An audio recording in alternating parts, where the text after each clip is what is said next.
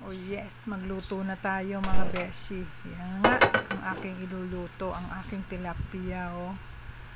Habang nagpiprito ako ng tilapia, syempre gagawin ko na yung aking pang-partner ng tilapia. Ayan, masarap to, insaladang labanus at pipino. Pagsasamahin ko siya. Ang hindi pa nakakaranas ng ganito, subukan nyo. Kasi masarap talaga.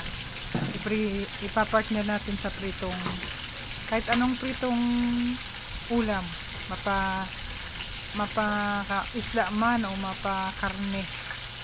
I-try nyo lang din kasi ako lagi itong ginagawa yung ganito. Kasi pag walang gulay, di ba minsan wala na talaga minsan nagmamadali na rin tayo, di ba? Kain tayo ng insaladang gulay din. Gulay rin naman yan. Haluan nga lang ng pipino, di ba? Sarap yan. Paborito yan sa amin. Paborito dito sa amin ang ganitong pagkain. Yan At syempre, kailangan nating kumain ng gulay. Sustansyang gulay yan para hindi naman tayo masyadong alam na yung mantika ng prito. Syempre hiniwa ko ng manipis. Dapat kasi manipis lang ang hiwa ng ganitong pipino. Para pag lalamasin natin yan sa asin, tatanggalan ng dagta para mawala yung kanyang pait. Masarap yan, lalagyan ng sibuyas at kamatis, paminta. Ayan o, lamasin sa asin.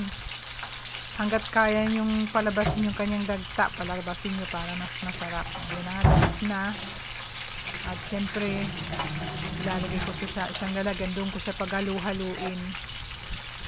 Ayan, ibabalik ko siya dito para yan ko sila paghalu-haluin. Saka ko na lang ililipat sa isang mangkok.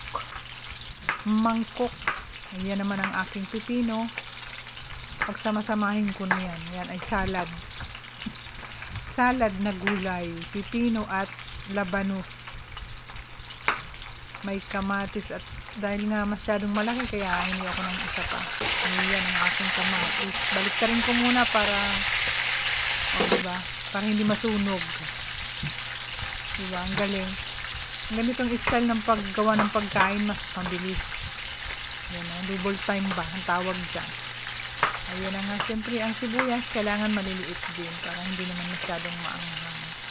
Pampasarap din yan din sa aking ensaladang gulay. Ayan na nga, tapos na. Titimplahan naman. Yan na nga, malapit nang matapos ang aking ginagawang mga sangkap ng aking salad na gulay.